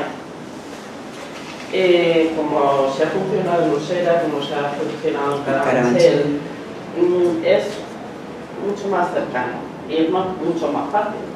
Lo que pasa es que en Madrid hubo una ordenanza que hizo que algunos de esos consejos de salud se cerraran porque a los directores de los centros les daban la posibilidad de deshacerse de su consejo de salud.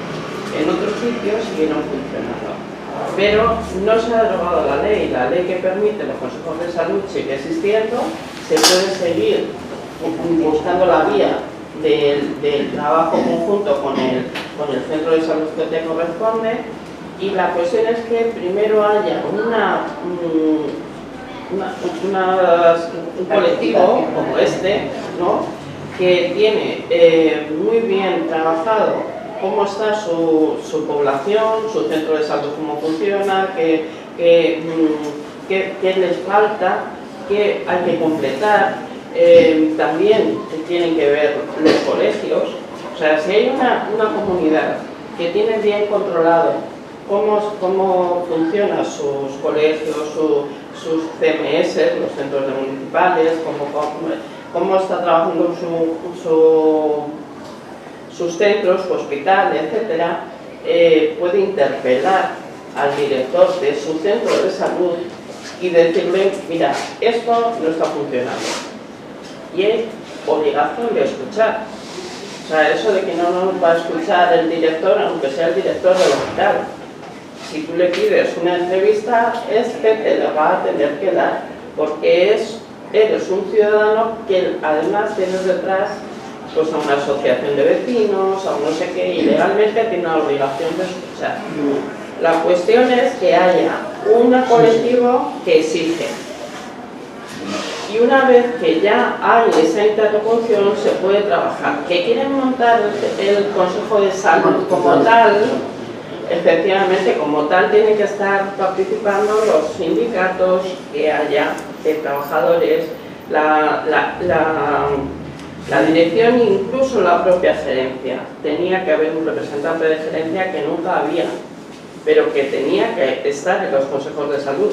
Y estaba el director del centro, y estaba el director del centro, etcétera. Partidos políticos. Y los partidos políticos que tuvieran representación en la Junta de Distrito. Por lo tanto, todo eso se puede hacer fácil en el terreno propio.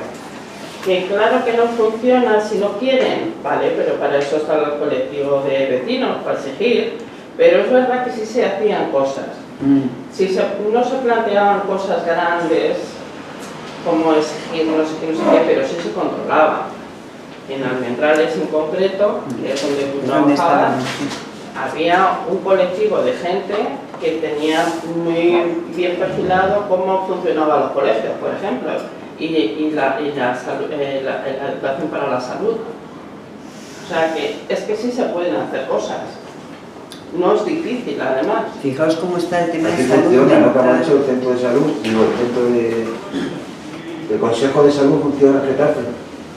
Aquí la presidenta de la asociación de vecinos de aquí, yo en 2 o 3 ocasiones he intentado ir a hablar con ella, y ha dicho que ella no está para todas estas tonterías, que ella está para otras cosas. Juan Carlos, un día, cuando unos panfletos fuiste a dejarles allí donde está lo de la morada, de ahí yo fui a recogerlo y dice: oye, mira, que nosotros no somos una ONG. O sea, yo he ido a la asociación de vecinos de La Lóndiga a decir colaboración, lo que tú dices, lo que dice Pepe, cuando vamos al ayuntamiento y tal, que nos unamos, que luchemos, que salgamos a la calle, que hagamos activismo, que estemos ahí a pie de calle luchando por todo lo público. Y bueno, pues me he llevado, menos en 2 asociaciones de vecinos de aquí de Getafe, me he llevado unas hostias como panes. Menos la de Getafe Norte y la de Getafe Central, las demás me han dicho: mira, oye, que a mí no me ven aquí con esto, si vas a ir en contra del ayuntamiento, conmigo no cuentes. La de La Lóndiga. El presidente de la asociación de vecinos está metido en la empresa de Lima. El capitán general toca las palmas con la cara y a tomar por culo. A este señor no le dejaron hablar. A este señor no le dejaron hablar en una de las concentraciones que hicimos en Los Ángeles. le dijeron, mira, esto lo convocamos tú y vosotros aquí ya podéis salir, que de vecinos y vecinas nos tuvimos que envainarnos porque no nos dejaron hablar. Y así sucesivamente. La otra de San Isidro, la otra asociación de San Isidro, también fuimos hace bastante más tiempo, y me dijo, mira, oye, con lo poquito dinero que nos dan, echamos una partidita, nos compramos, vendemos, o sea, le damos un chocolatito a la vaca y no se mueve ni Dios. Y todas esas hostias, te voy a decir que me las estoy llevando pero dobladas, porque no encuentro apoyo por ninguna parte. Y a mí cuando se me dice en el ayuntamiento hay que buscar más gente, tiene que venir más gente, pues claro, por eso estamos luchando, joder, porque tiene que andar que venir más gente, pero no siempre sota caballo. Claro que tiene que colaborar más gente, claro que tiene que ir. Juan, que a través de la institución, en este caso la Concejalía de Sanidad, que sí que está... Correcto. Que está muy en nuestra línea. Eso lo iba a decir. Efectivamente, no. Yo creo que sería el momento, sería la manera de poder a estas personas activarlos a favor de la sanidad pública, porque efectivamente son muy paneaguados, y muy acomodaticios, y están con su subvención y ya está, y solamente organizan fiestas y poco más. Pero sí que es verdad que si desde la concejalía se hace un trabajo de concienciación y se les obliga, entre comillas, a cuenta de su subvención, evidentemente, a que se impliquen, igual sí que funcionase. Y es verdad que esta Concejalía de Sanidad le falta un poquito de estudio de qué servicios, de cómo es la cobertura de los servicios sanitarios públicos. Yo creo que no tiene estudios de cuántos médicos faltan en este centro. Tengo que hablar seriamente, y voy a aprovechar la gala esta de los... Sí, el 18. Porque es verdad que yo en Leganés el otro día estuve en una charla y había una señora que era una trabajadora social y tenía al dedillo todos los centros de salud, toda la cobertura, la tenía completamente estudiada, y también el hospital. Y yo creo que es imprescindible que esto sea posible para hacer un punto de partida y hacer una reivindicación. Yo, la compañera Ana y otros dos doctores que estuvieron en Parla, lo bien que nos juntaríamos unas 100, entre ellos estuviste tú, y bueno, pues fue bastante bien, se luchó mucho para que fuese una masiva asistencia, y yo sé, ciento y pocas personas, era para que se hubiese llenado todo aquel salón, no se llenó, y claro, allí, ¿cuántas representantes del ayuntamiento hubieron? Yo voy todos los lunes también a dar por culo allí a Parla. Bueno, pues alguien a estas alturas se está enterando que la sanidad pública está mal, no voy a decir el partido, se está enterando. Ahora se van a coger notas, para hacer unos proyectos, para hacer unos estudios, tal, pero coño, ¿cuántos años llevan esta gente luchando en Parla? Y se enteran ahora, porque precisamente Jesús y toda la gente de COEFE y esto, pues les están metiendo mucha caña, les obligan a salir, y me parece que no sé si han llegado a 3 veces las que han salido la Corporación Municipal de Parla, pero han salido porque les han cogido de los huevos, han dicho que salgas aquí, joder, y den la cara. Joaquín. La policía secreta, para 20 mindunguis que estamos allí, la policía secreta se ponen allí al ladito para que vayan allí, entre ellos una puta barrendera, que va allí nada más que a quitar los botes del césped para luego irse a atascárselo al alcalde, y es progresista, que es una lástima. Hola, buenas. A ver, yo quisiera aclarar distintos conceptos, porque a veces nos vamos por unos derroteros que no son los que realmente son, ¿no? Tenemos un cierto batiburrillo de lo que es Consejo de Salud, Asociación de Vecinos y tal, ante quién hay que manifestarse, cómo hay que manifestarse, todo eso es una maraña. Bueno, yo quisiera hacer, a ver si lo consigo, aclarar un poco esto, ¿no? Bueno, decir que yo, para los que no me conozcáis, soy enfermero. Empecé a trabajar en un centro de salud con la creación de los centros de salud. Estoy hablando no de la Comunidad de Madrid, estoy hablando a nivel de Estado, ¿no? Los centros de salud se crearon por un decreto del 84 y la mayoría se abrieron desde el 84 al 86, la mayoría, todas. Hubo un incremento de plantilla bestial, luego se reforzó con la Ley General de Sanidad, etcétera, etcétera. No voy a incidir en esto. Los consejos de salud no es una organización asimilable a vecinos. Vecinos es una cosa y consejo de salud es otra, completamente distinta y diferente, ¿vale? Es decir, participación comunitaria, se participa en los consejos de salud que había entonces y que eran obligatorios, cosa que ya no lo son, porque se encargó la Comunidad de Madrid de cargárselo, ¿vale? Ahora, o sea, no tiene el Consejo de Salud, no tiene, bueno, nunca ha tenido, pero ahora mucho menos, o sea, primero que no existe, legalmente no existe, porque en la Comunidad de Madrid los han barrido, o sea, no están, ¿vale? Otra cosa diferente es que haya sitios, ciudades, como por ejemplo, yo que sé, Getafe o algún barrio de Madrid, que todavía los mantengan, ¿vale? Eso, pero legalmente no existen como tales. Bueno, a donde iba, el Consejo de Salud no es vecinos, ¿vale? No es vecinos. El Consejo de Salud, cuando se crearon, estaban perfectamente estructurados quienes tenían que formar el Consejo de Salud. Estaba perfectamente detallado. Tenía que estar el coordinador del centro, el responsable de enfermería, los que designaban el centro de salud, luego asociaciones de enfermos, ¿no? Que tenían ellos, no es que todas las organizaciones fueran al Consejo de Salud, ¿no? Ellos tenían, las asociaciones de pacientes tenían que tener sus reuniones para designar quiénes iban al Consejo de Salud, porque en el Consejo de Salud, si hay 30 organizaciones, no van a ir los 30, aquello es un galimatías, ¿vale? Los partidos políticos exactamente lo mismo.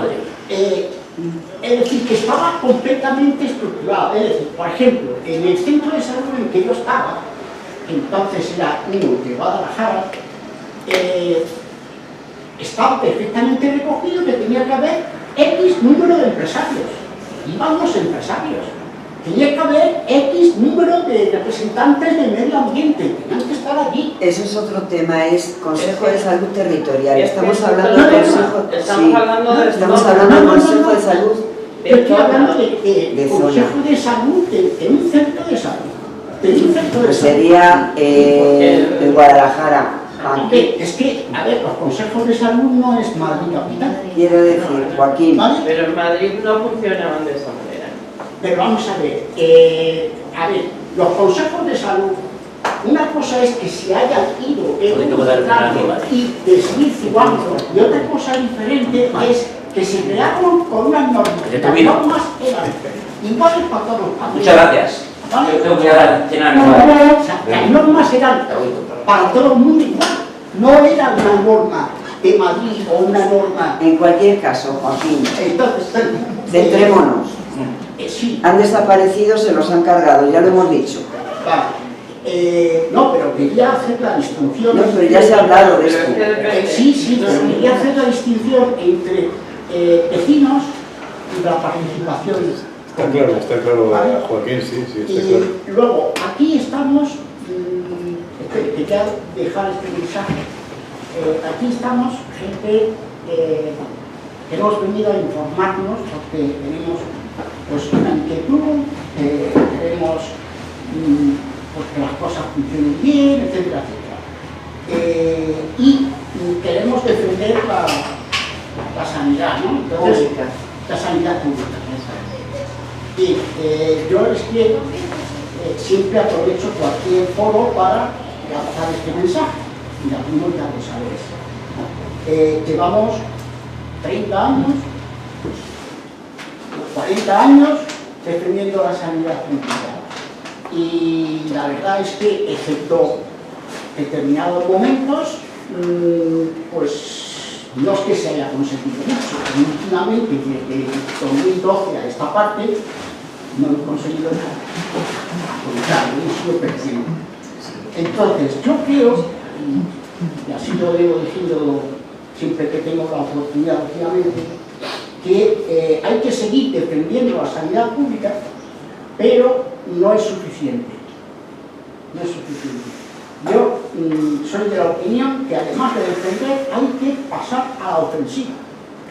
Esa etapa no la hemos iniciado siquiera. Y con la ley Mordaza No, sí, una cosa es la ley Mordaza y otra cosa es pasar a la ofensiva. Por ejemplo, es un asunto muy reciente, de hace 3 o 4 días. Siempre tenemos la costumbre, bueno, pues, esto es histórico, es decir, bueno, pues nos corresponde a los activistas y a los vecinos denunciar el mal funcionamiento de la sanidad pública. Bien, eso está bien, hay que hacerlo. Pero realmente eso es, me refiero a eso, que hagamos solamente eso, es, digamos, eficiente. Es decir, no estaremos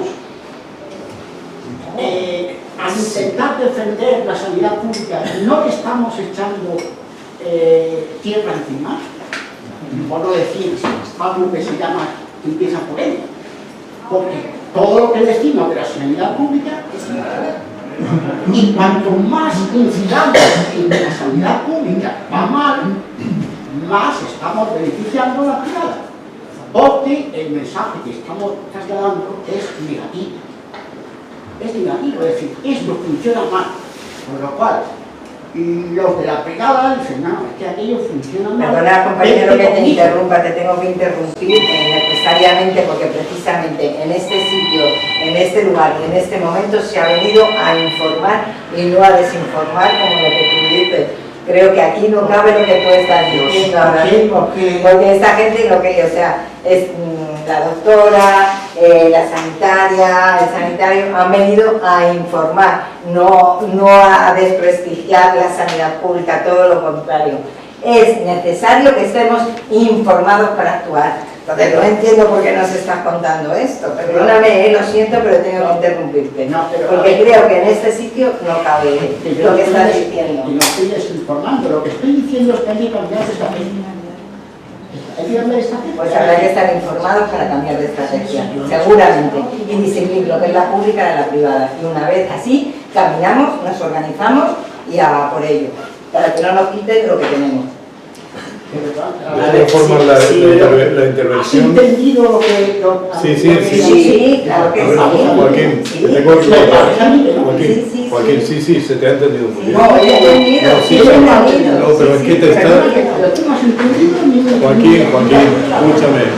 Se te está diciendo que aquí lo que hacemos es informar de un estado de cosas y además Ana en concreto ha centrado su intervención en resquicios legales que podríamos usar para sortear aquella desgracia que fue lo de Esperanza Aguirre, que abolió esos consejos de salud.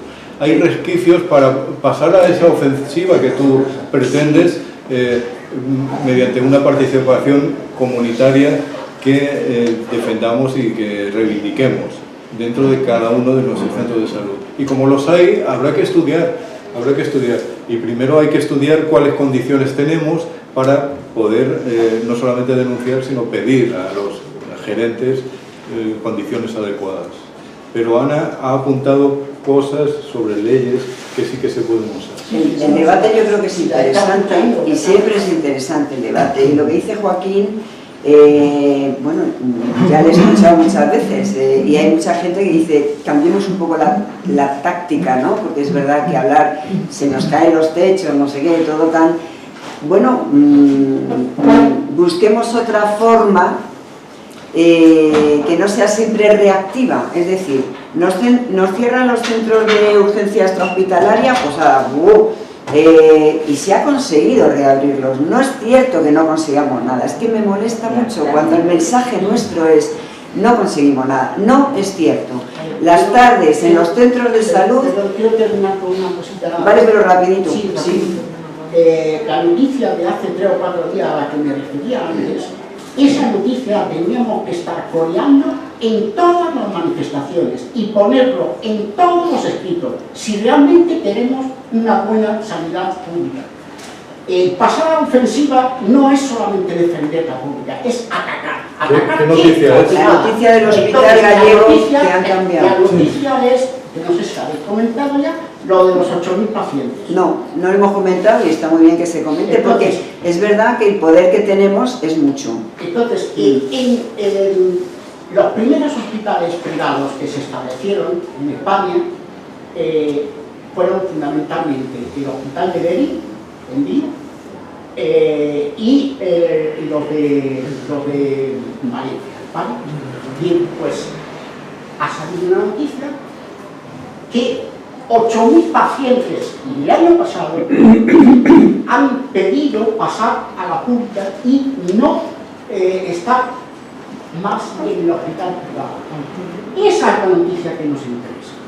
No nos interesa decir que el hospital de Getafe funciona y está hecho una puta mierda. No, porque eso incentiva que la gente vaya a la privada. Entonces, los mensajes de pasar a la ofensiva son estos. Es decir, miren ustedes qué privada tenemos cuando los que no pueden irse están pidiendo irse. Sí, sí. Y a más, el otro día tú estuviste en la charla. Hablaron personas que participaron directamente de la gestión de la reversión en Valencia. La reversión de la privada a la pública de nuevo. Hablaban de un infierno legal. Les atacaban jurídicamente, personalmente a ellos mismos. Y destaparon un montón de cosas que merece la pena una charla exclusiva solo de eso. Destaparon un montón de trampas que hacían, de radiaciones, de aparatos que estaban en mal estado, cómo se quedaron con los laboratorios y los vendían a precio de oro, cómo se quedaron con los sistemas informáticos y sus propias historias para alquilarlas luego a lo público una vez que se revertió, etc. Es muy interesante que esto lo podamos analizar, porque nosotros en el 33 debemos hacer esa misma batalla, que es cuando terminan las concesiones. 37. O sea, el no, problema 33. es que, perdonad, los hospitales PFI fueron en el 2007 y el contrato es de 30 años, ¿vale? En Valencia era de 15, en Madrid es de 30. Si la inauguración es del 2007, será el 37. ¿Vale? Pero bueno, en cualquier caso. En el 37, los hospitales privados van a estar tan deteriorados que todo el mundo va a querer huir de esos privados. Ojalá, sí, o sea, que va a pasar lo que en Galicia. Ese es el ritmo. Pero tiene que haber... Si no, ellos van a querer seguir sacándole mucho más, y o sea, ya no pueden resistir más esos privados. Tiene que haber un hospital público capaz de sostener todo ese trasvase. Y el tema es que, como bien ha explicado Juan Carlos, es como sanguijuela, y al final lo público queda muy debilitado. Realmente, fijaos, por ejemplo, las mutualidades, es vergonzoso que esto siga con esa sincronía y que los mutualistas tengan derecho a elegir entre pública y privada. También es verdad, si todo el total pasa de golpe a la pública, tenemos un problema, porque el tema es torniquete que corte esa hemorragia, nos estamos muriendo desangrados. Ahora mismo habrá que usar torniquete, pero lo que yo te digo es que como esto, el algoritmo, si no lo van a meter por un lado, lo van a meter por otro. Van a seguir derivando a sus privadas, va a seguirse desmigajando todo lo público, eso está claro, y cuando ya llegue la renovación de esa privada va a ir se va a ir, se las va a pirar porque ya no va a poder aguantar más. Por Ahora mismo, ejemplo, igual que tiene un compromiso la administración con esas privadas, porque tiene que pasar 30 años, la privada también tiene un compromiso con la administración, no puede dejarlo tan fácil, pero como lo va a tener ya hecho polvo, se las van a alargar y van a dejar el pero la privada, mira, el de Torrejón es de Rivera Salud, pero ya no sé cuántas acciones es de un fondo francés, quiero decir, al final ya no sabe ni de quién es. Yo lo que propongo es, por ejemplo, o sea, yo propongo que entremos como troyanos, o sea, de verdad no hay otra, que entremos en hospitales, entremos en centros de salud, en los hospitales públicos, que nos expliquen por qué se cierran agendas de forma... No se sabe por qué. ¿Quién coño cierra esa agenda y debido a qué? Y entonces, claro, la lista de espera aumenta y es por lo que a ti te obligan a irte al privado. Pues, bueno, exijamos entender, que nos expliquen, que nos den explicaciones. Pues solamente una población informada, primero, aunque lo que te informe sea muy feo, puede hacer una reclamación en regla y consistente a una administración. Con lo cual, aunque parezca que es que estamos denigrando a la pública, ¿hasta dónde estamos denigrando a la pública? Lo que estamos es queriendo saber y estar informados para poder defendernos. O sea, esto está claro y hay que seguir diciendo a la ciudadanía, oye, esto está en estas condiciones. ¿Cómo vamos a defenderlo?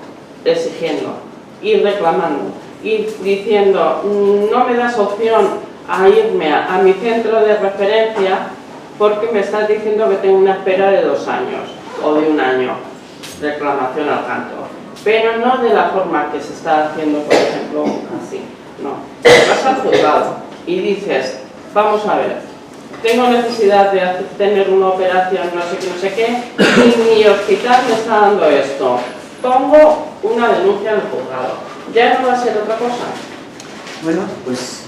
Se puede hacer eso, poner una denuncia en el juzgado. Pues poder ¿Eso hacer, puede funcionar? Que funcione yo ya no lo sé. Es que es lo que decíamos, claro, es que yo estoy, ¿no? es lo que decíamos del derecho a la protección a la salud. No es posible poner denuncias en juzgados ordinarios, porque no es un derecho fundamental.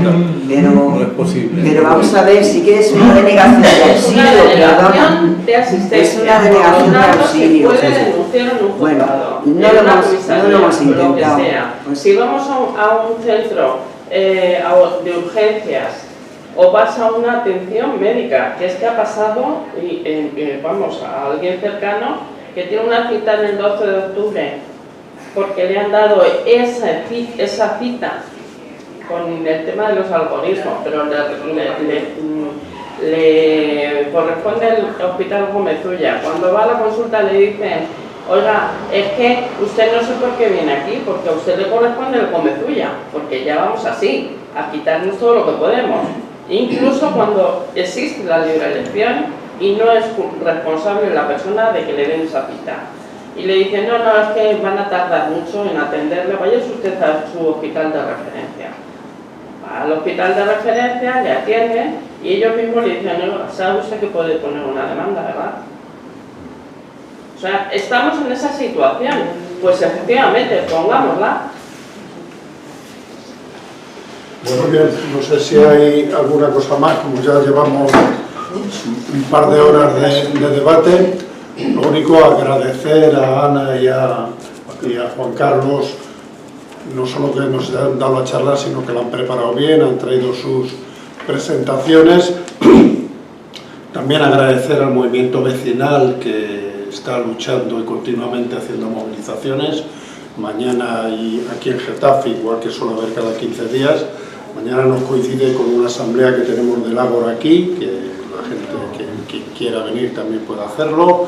Y vosotros, si después de la concentración queréis pasaros por aquí un poco, porque ya veis que con mucho esfuerzo es muy difícil cuando se cierra un centro de esto volver a abrirlo, y bueno, pues yo creo que va quedando el local poco a poco en buenas condiciones para que lo utilicemos como punto de apoyo para la defensa de la sanidad, de la educación, de los servicios sociales, para defender a Palestina, para defender a Cuba. Estamos recogiendo medicinas, ya vamos a hacer la semana que viene el 5º envío de medicamentos que hacemos a Cuba, como una manera de aportar un pequeño grano de arena a la lucha contra esta injusticia. Y con el tema de la sanidad, deciros que este local era una asociación de familiares de enfermos mentales. Nosotros hemos tenido la suerte, entre comillas, de que como se cerró, nos han dejado un local que está bastante bien y situado muy céntricamente, pero para ellos ha sido un drama, porque aquí se atendía gente, aquí había 2 psicólogos, 2 asistentes sociales que atendían a gente que estaba en su casa, que no salía de su casa.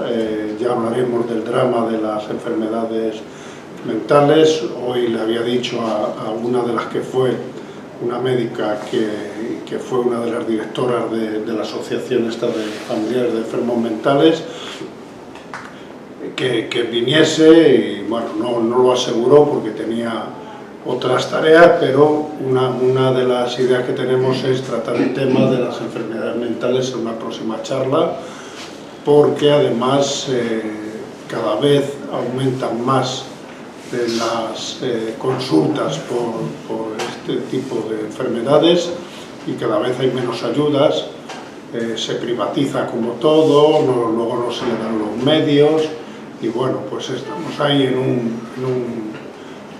un trance, en una situación que también tenemos que hacer algo. Entonces el Ágora lo que trata es de dar voz y de ser un espacio para que todos los colectivos puedan expresarse y también para que aquí se puedan buscar acuerdos y que se puedan hacer propuestas y tal. Entonces nada más, os seguiremos invitando a todas las cosas que vayamos haciendo y pues nada, que muchas gracias por haber estado aquí.